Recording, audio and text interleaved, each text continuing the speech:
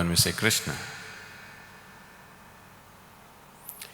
the essence of who he is.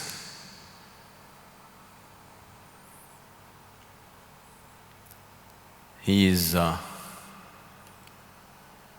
irrepressible child,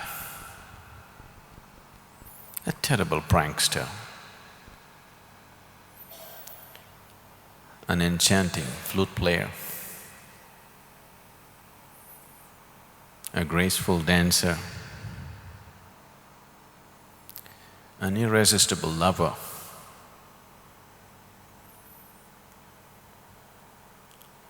a truly valiant warrior, a ruthless vanquisher of his foes, a man who left a broken heart in every home.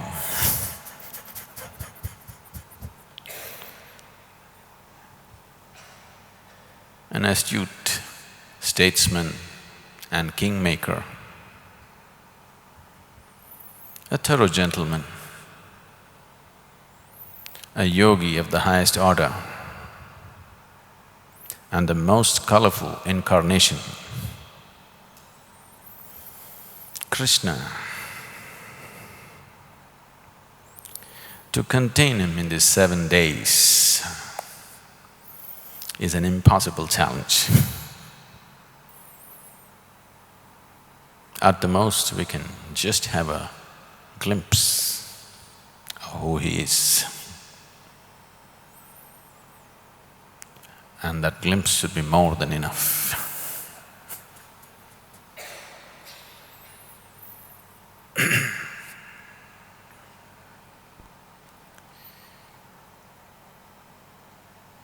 If we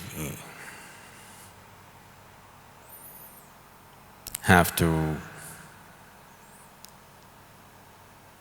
Krishna is seen and perceived and understood and experienced in many, many different ways by different people.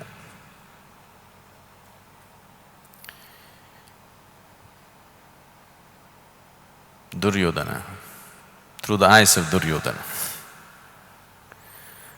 For those of you who do not know the background, I will be… because unless you understand the whole tapestry of the story and the situation in which he existed, many aspects of who he is will be missed, so we will go into it. But right now, Duryodhana is a man because of certain situations into which he was placed. Insecure, angry, jealous, greedy and feeling wronged all his life. And because of actions which came forth from his greed and anger, he became the key for destruction of his whole race.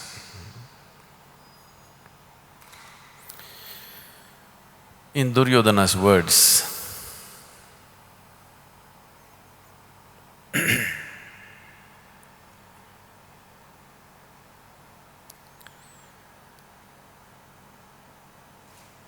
he is a smiling rogue, if there was ever one. He can eat, he can drink, he can sing, he can dance, he can make love, he can fight, he can gossip with old women, play with little children. Who says he is God? That's Duryodhana's perception. Shakuni, the very embodiment of deception and cunning.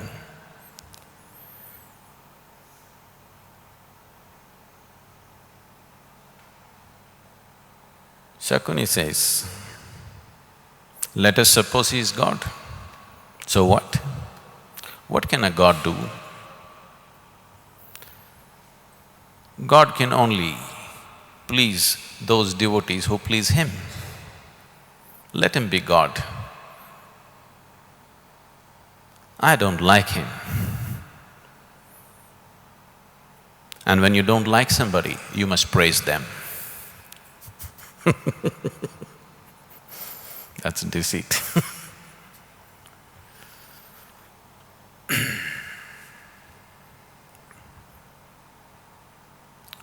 Radhe,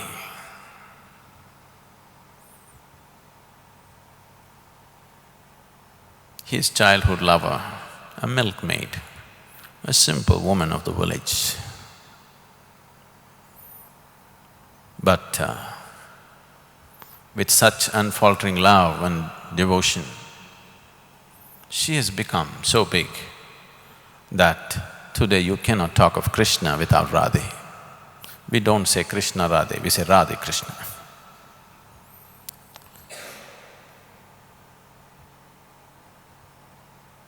She has become a simple village woman.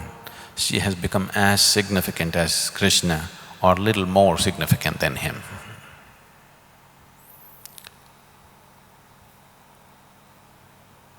She said, Krishna is with me. He is always with me. Wherever he is, whoever he is with, he's still with me. That's her perception. Vainteya, a youth who was the Garuda chief's eldest son, living on the mountains of Gomantak. A sprightly youth, because of a certain ailment, became totally crippled.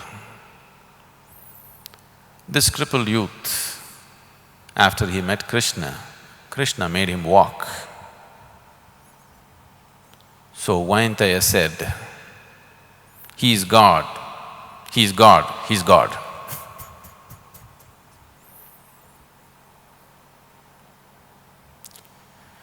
Akrura, an uncle of Krishna,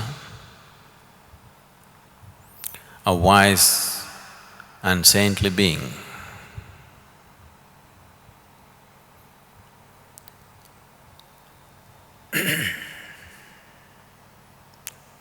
expressed his perception of Krishna this way.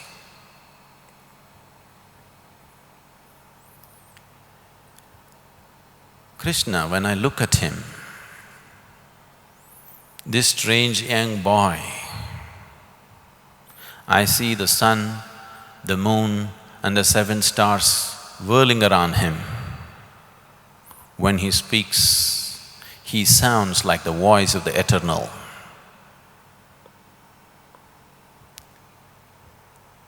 He's the hope. If there is hope in this world, he's the hope. Shikandin, a tortured human being,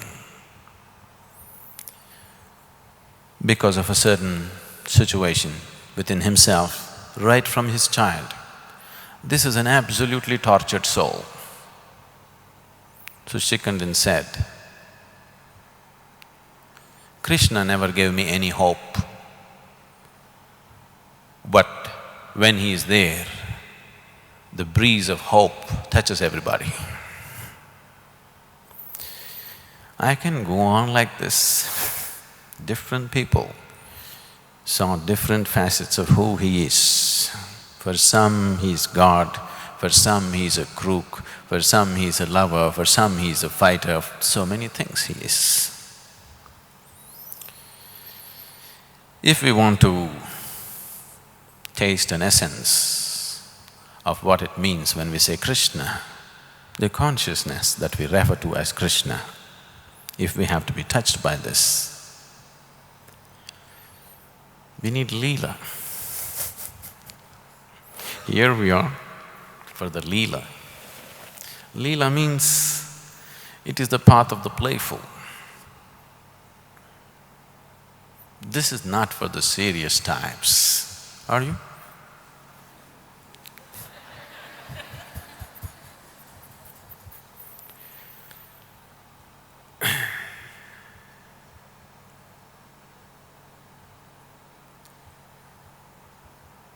because when I say playfulness,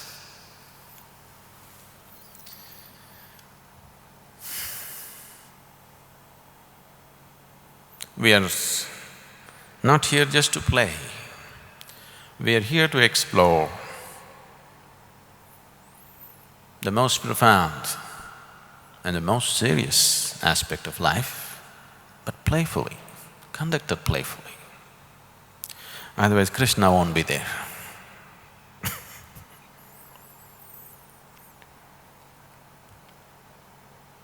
The reason why the most profound dimensions of life have been missed by the vast population in the world is because they do not know how to be playful. Bhima, who was a devotee of Krishna, when somebody approached him, Bhima had his own way of saying. A young woman wanted to meet Krishna, so she came to Bhima because she wanted to meet Krishna in secrecy. Her name was Jalandhara. When Jalandhara came in the night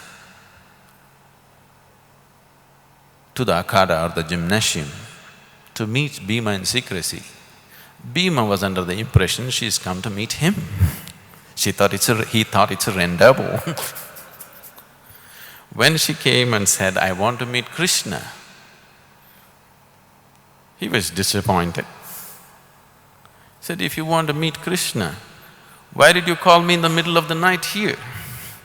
You go and meet him. From morning to evening, he's seeing people. This is the playfulness around him. These were absolutely dedicated to him, these people, absolutely devoted to him. But this is the way they spoke about him." If you want to explore this path playfully, if you want to be playful, you need a heart full of love, a joyful mind, and a vibrant body. Otherwise, there's no leela. You sit there, a loving heart, a joyful mind, and a vibrant body do you have? Only then there is leela.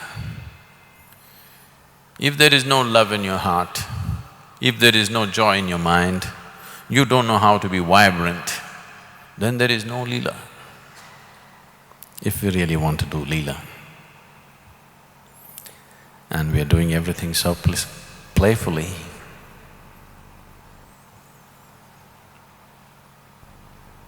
some of you may get caught up and lose the whole point.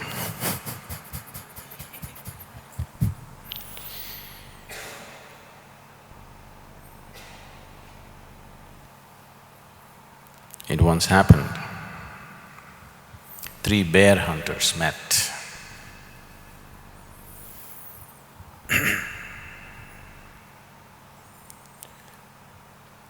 One was a Frenchman, the other was an Englishman. The other was actually Polish but because we have an Italian right here, we will make him into an Italian.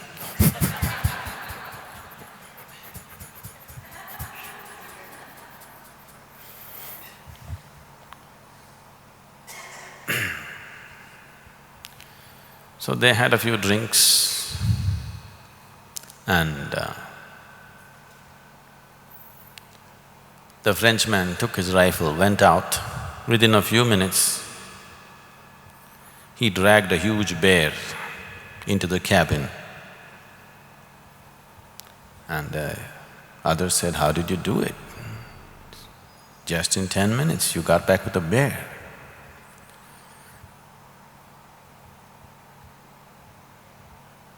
The Frenchman said, "I went out, I saw the tracks, followed the tracks, saw the bear, bang, shot the bear, and here I am." Alan, Am I right? Am I getting it right?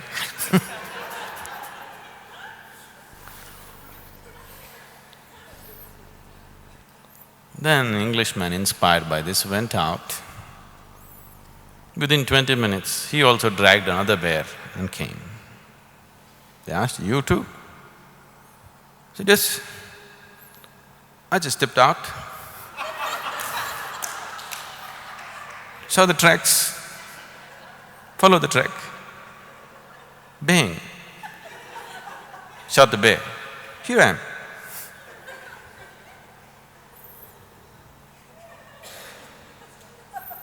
Then the Italian got inspired by this whole scene and he thought he too could do the bear, and he went out.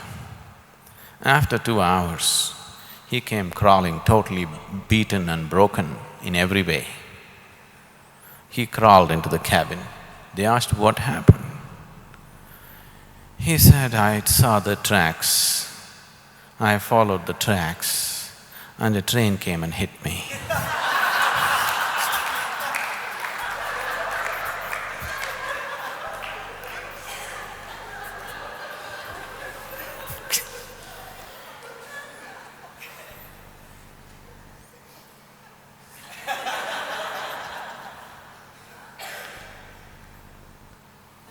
So,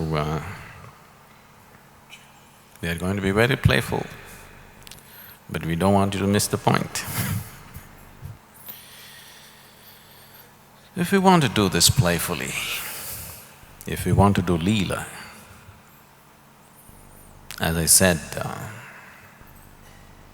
you need a heart full of love, a joyful mind and a vibrant body. Though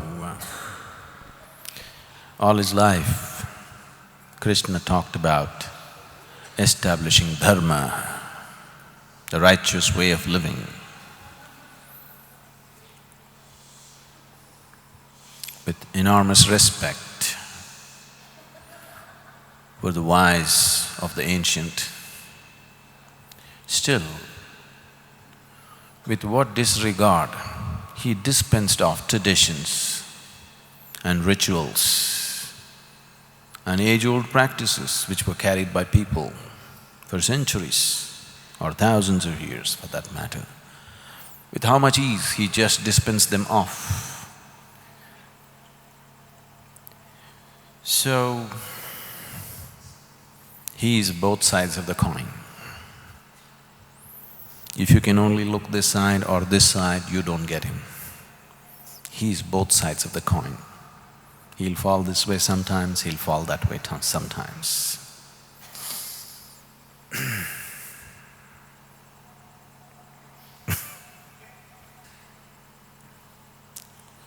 When Krishna was just a youth of 15, he is living in a pastoral society where there is a yearly festival. All festivals in those days, because these are Aryan race who followed the Vedic culture. Vedic culture is full of rituals, various types of very elaborate rituals. So there's an annual festival and a sacrifice, which is a very major ritual in the area, which was known as Indrotsav. Indrotsav means celebration of Indra. Indra is considered the king of gods. He is also the god of lightning and thunder and rain. Big sacrifice used to happen. Usually, for those of you who come from outside the country who are not familiar with these things, these sacrifices are conducted with fire burning, all kinds of offerings being made to the sacrifice, enormous amount of ghee, milk and various grains and everything that you value, you burn there. It's a process, it's a certain process to create a certain situation. So this used to happen in a colossal way. When he was 15, because he happens to be, or his foster father happens to be the chief of the Nandas or the Gopas. This is a cattle rearing community. When I say cattle rearing, not beef cattle, because question of eating a cow doesn't arise at all in this culture. Milking cows. These are cultures, especially when we say Krishna known as Gopala, or the whole community were known as Gopas or Gopis and Gopalas. Go means a cow, Pala means one who tends to it or takes care of it. So Krishna is a cowherd all his life. Some people celebrated this, that he's a cowherd. Some people used it as a derogatory term. Wherever he went, when he went and sat among the kings and saints, they put him down saying he's just a cowherd. But people who loved him celebrated him as a cowherd. So in this pastoral community, Indrotsav, the celebration for Indra, the sacrifice for Indra, the god of lightning, thunder and rain, was a very major sacrifice once a year. So at the age of 15, he got the opportunity of being the chief person to conduct this sacrifice. It is a great honor for a person in that society to be what was known as a yajamana for the sacrifice. Yajamana means he is the leader of the sacrifice. He is the one who offers the sacrifice, leads the sacrifice. It is a great honor. At 15, it was offered to him by his preceptor, whose name was Gargacharya. When Gargacharya offered this, Krishna said, I don't want to be the yajamana, I don't want to participate in that sacrifice. He was shocked. Anybody would grab it. It raises your social status in a huge way. If you do this sacrifice, if you lead this sacrifice, you are like a leader in the community. He said, why? So Krishna looked away and said, I don't think I'm fit for such things. Let somebody else do it. Gargacharya said, no, last year your elder brother did it, now it's your turn. If there's anybody fit to do this, it's you. Why are you saying such a thing? Tell me what's on your mind. Then Krishna said, I don't like this sacrifice. You need to understand, this is 3,500 years ago, 1500 BC. Today, astronomers, using various scientific methodology, they are fixing Krishna's time as 1400 to 1500 BC. It is almost being… they are saying it's 1446 to 1520, 1520 to 1446 BC, that's when he lived. So it's that time. So he said, I don't like the sacrifice. He said, what do you mean you don't like the sacrifice? This is the greatest thing that we can do in the society. This is a tradition we have carried on for thousands of years. In the very Vedas, it says Indrotsav is a sacrifice of enormous significance. How can you say you don't like it? You're a mere boy.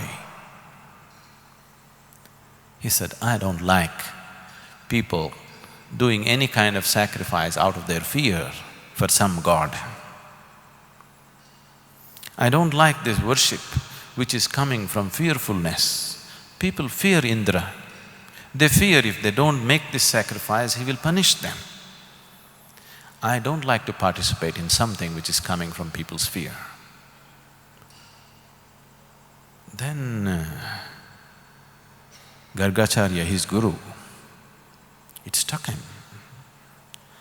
And then he smiled and said, okay, then what else shall we do?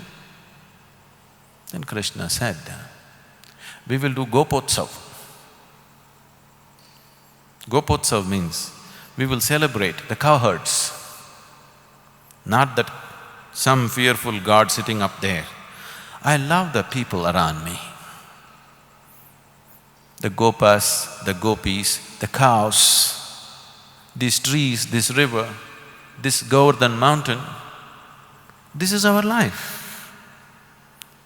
It is these people, these animals, these trees and this mountain which sustains and nourishes us and makes our life happen here. Why should I worship some other god of which you are all afraid? I am not afraid of any god. If at all, if we must celebrate and offer sacrifice, we will do Gopotsav, no more Indrotsav. A huge reaction happened in the society. How can you just write off something that's been happening for hundreds of years? It's our tradition. How can you just drop it? And if Indra gets angry, what will he do to us? He may flood this place, he may do this, he may do that. So Krishna said, if you want me to be the Yajamana, it has to be Gopotsav. It has to be celebration out of our love and joy, not out of fear. And we will not offer, we will just make a symbolic offering to the fire. Rest of the milk and ghee we will eat and drink. That makes sense to you?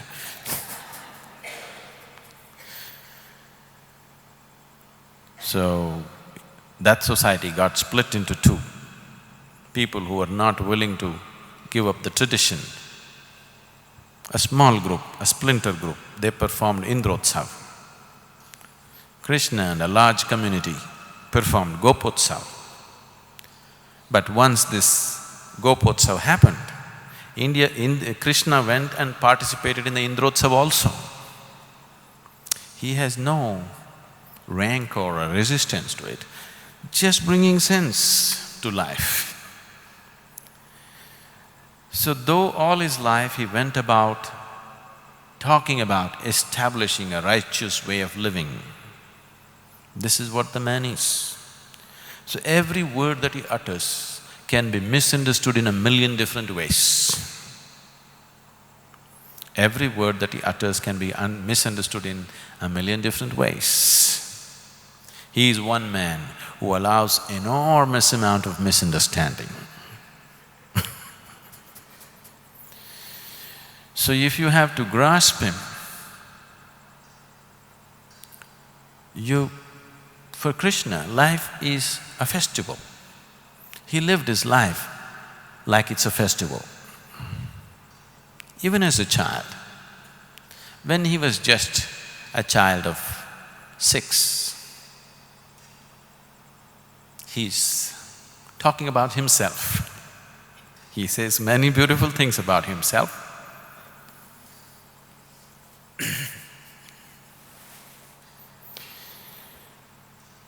One thing he's saying is, when I wake up in the morning, when I hear the cows mooing, and when I wake up,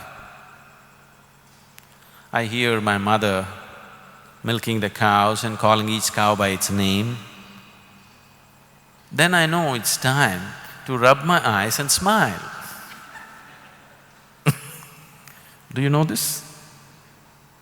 Do you know this? In the morning when you hear the peacock call or the flute comes in the morning, it's time to rub your eyes and smile. One more day.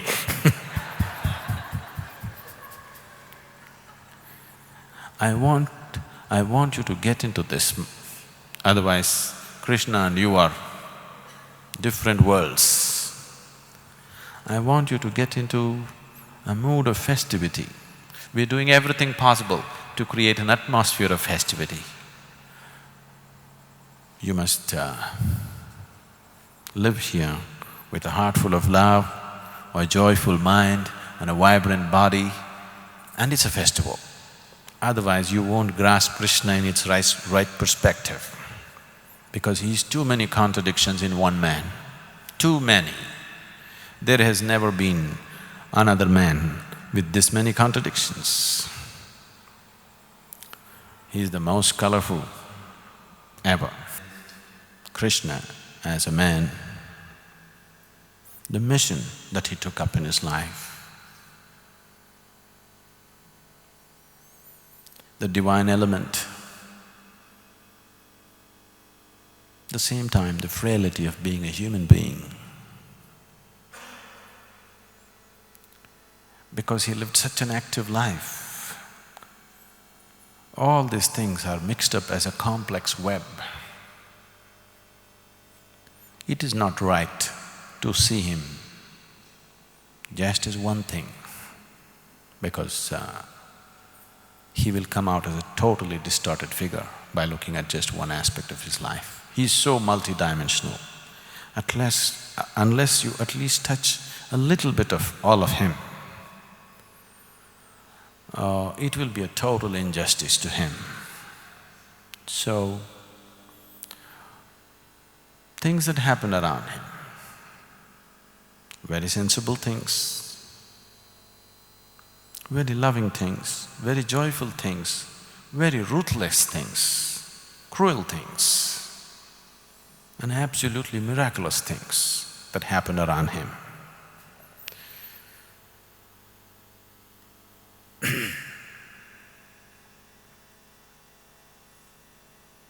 One thing was around him, one thing that did not happen was dullness. That did not happen.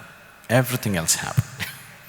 Madness happened, love happened, murder happened, cunning happened, joy happened, ecstasy happened, miracles happened, but dullness is one thing that never happened.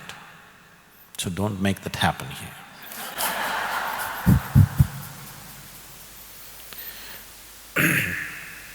His birth.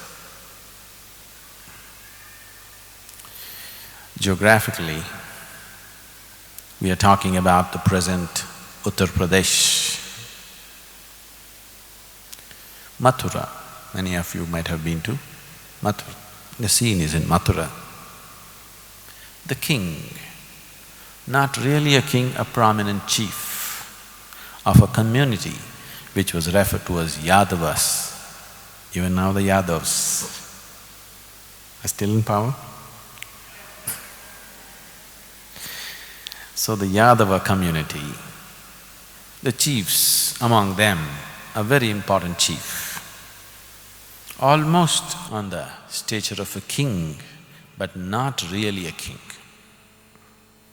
So they were known as Rajanyas, not Rajas, Rajanyas, close to being a king, a great chief. His name was Ugrasena. He was becoming old, and his very ambitious son, who had no qualms about how to become powerful, could not wait for his father to die. When you're a king and your son has to be ambitious, you must die soon, or you must go to the forest. If you don't do both, ambition gets frustrated. So Kamsa, Ugrasena's son, got very frustrated with very just ways of handling things of his father. He thought this is too old-fashioned. Always it has been so. Always the younger generation thinks the old generation is old-fashioned. Old, you can imagine 3,500 years of how much old? From generation to generation. So, Kamsa's ambition could not wait. So he imprisoned his own father and took over the leadership of the place.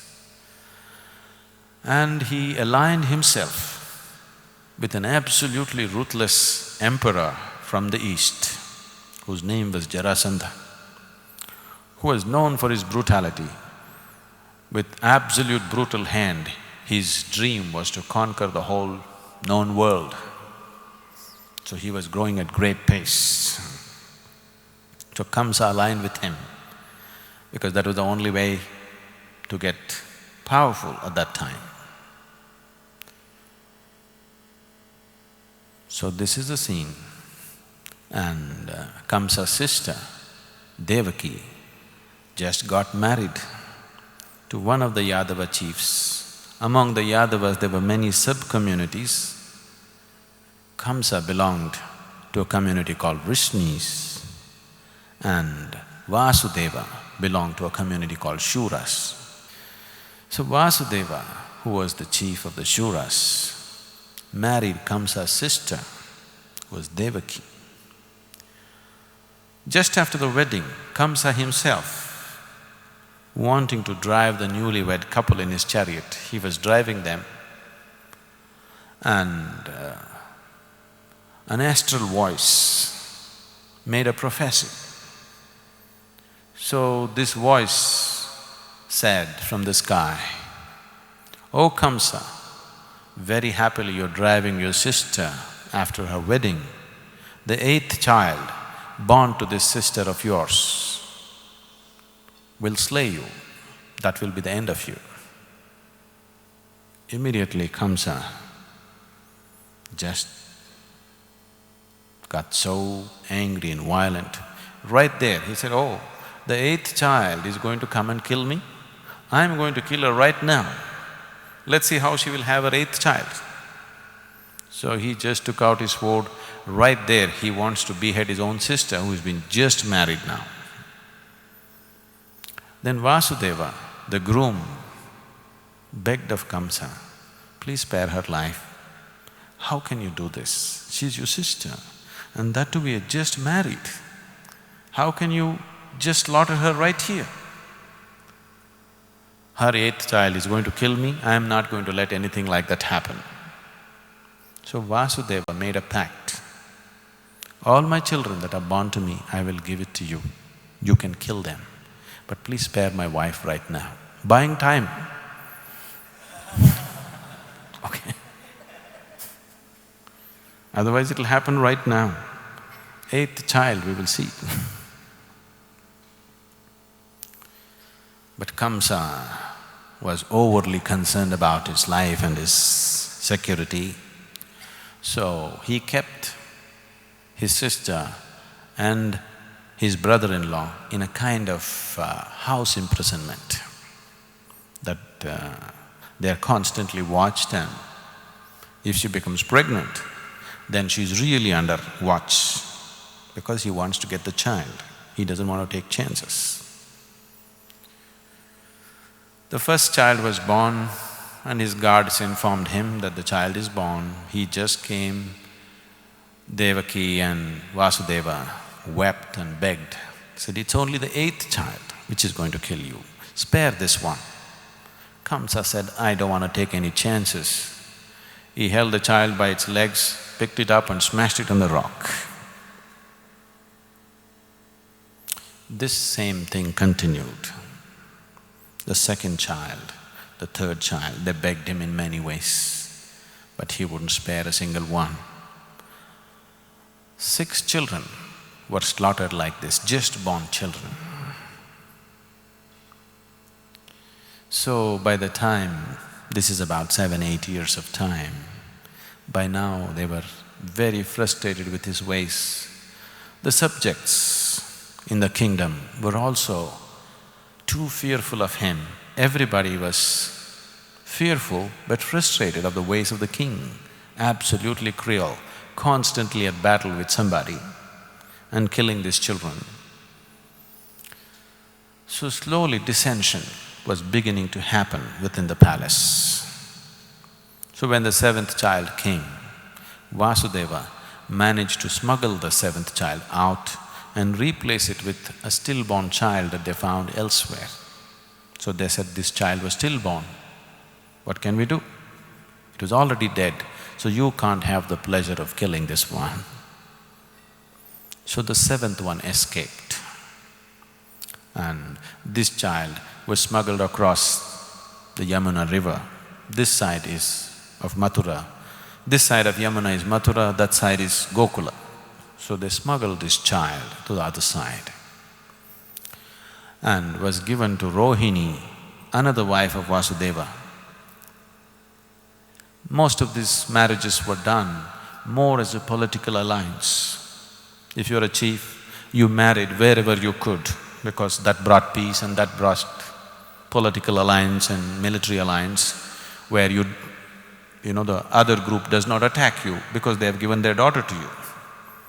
So, any number of marriages like this happened in the lives of kings in those days.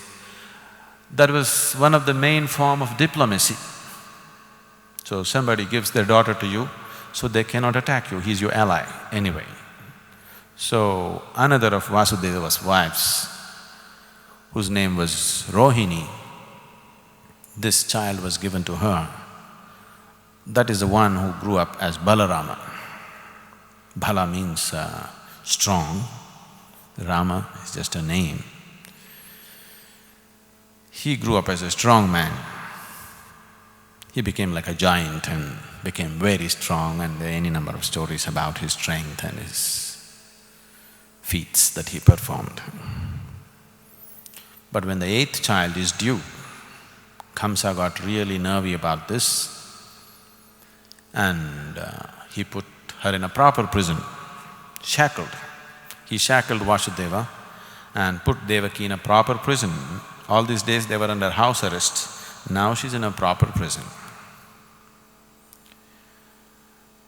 So when this child was born, this child was born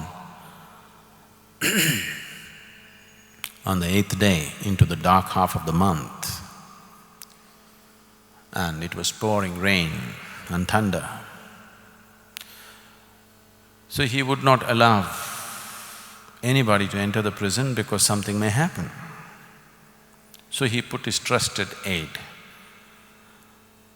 a lady who was related to him, whose name was Putana, as a midwife.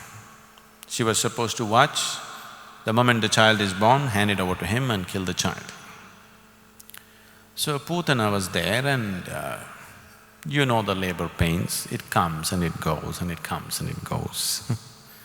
She waited and waited, it didn't happen. She just went out to use the toilet and visit her home for a few minutes and come back. But when she went there, suddenly it rained, such heavy rain. This whole year, since the tsunami, we have been having watery things happening all over the world. Do you see? Lot of watery things. Bombay is flooding, Andhra Pradesh is flooding. I think people wherever they come from, you ask them, Delhi is flooding, Bombay is flooding, Andhra is flooding. Every place has been flooding, United States has been flooding. So, a very watery thing happened. Too much rain and the streets flooded. In that kind of situation, she could not come back. So the child was born at that time and a miracle happened. The doors of the prison just opened up by themselves. All the guards fell asleep, the shackles broke. Immediately Vasudeva saw this is a divine intervention, just picked up the child and as per an intuitive guidance, he just walked to the river Yamuna and there he found to his surprise, though the whole place was flooding, the ford, the ford which crosses the river was sticking out and he could clearly walk. So he walked across and handed over the child to Nanda or Nanda's wife Yashoda. She had just delivered a girl child and she was asleep.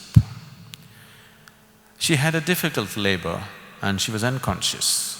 So he went and replaced Krishna there and took this other child, a girl child, and came back. And once again everything was intact and normal. Then the child cried, the guards went and reported to Kamsa. Kamsa came, by then Putana had come. And Kamsa saw, and this is a girl. This can't be, some wishy-washy has happened here. So he asked Putana, are you sure, were you here when the child was born? Putana, fearing for her life, she said, I was here, I saw it with my own eyes. This child was born to Devaki. Because if she says she went out, she will go out. So Putana gave authenticity to the whole thing and she said, this child was born right here in front of my eyes. So Devaki and Vasudeva begged, see, it is just a girl. This girl cannot kill you. If it was a boy, you would have killed. He could have been your slayer. But this is a girl, spare this girl. But Kamsa said, no, I don't want to take any chances.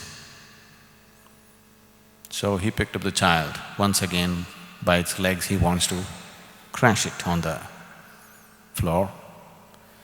As he was wanting to do this child slipped out and flew out of the window and laughed at him and said, your slayer is elsewhere. Now he got really suspicious. He investigated everybody concerned. The guards slept through, Putana went out. Nobody is willing to admit anything because all of them value their heads. See, when you run situations by threat, initially people think it's an advantage. If you don't do this, you're dead. Things will happen like that. But after some time, this becomes the biggest problem because they know if something doesn't happen, it costs their life. So they will create a whole make-believe situation all around them. So when you run things out of fear, this is a consequence that one have to face anyway. But Kamsa was not satisfied, especially this girl flying away and saying, your slayer is elsewhere. He didn't like that at all. So he said, all the children born in this month of Shravana, it was the month of Shravana, said all the children born in this month of Shravana must be killed, wherever they are. So he sent out people. Initially they went and picked up a few children and killed, but then it became a very unpopular thing. People protested and a revolt was on the way.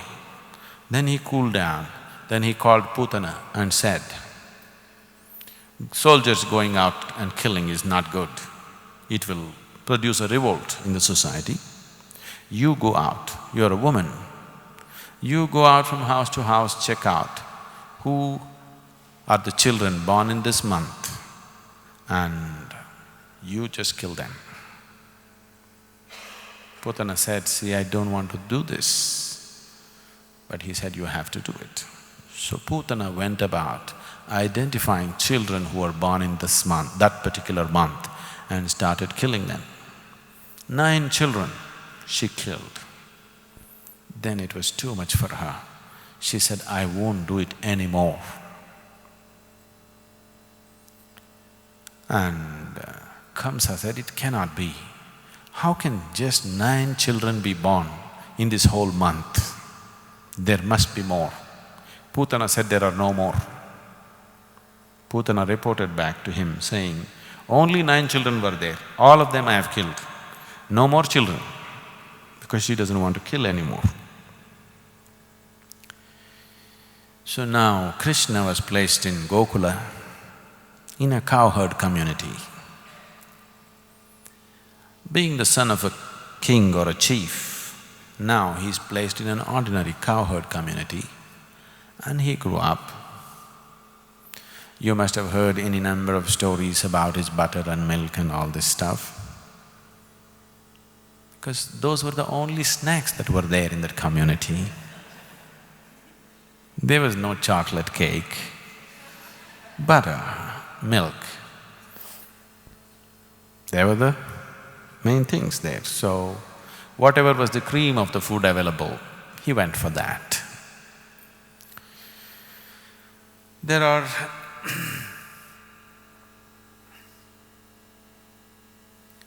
any number of miracles and adventures that happened around him. during that phase of his life when he is growing up,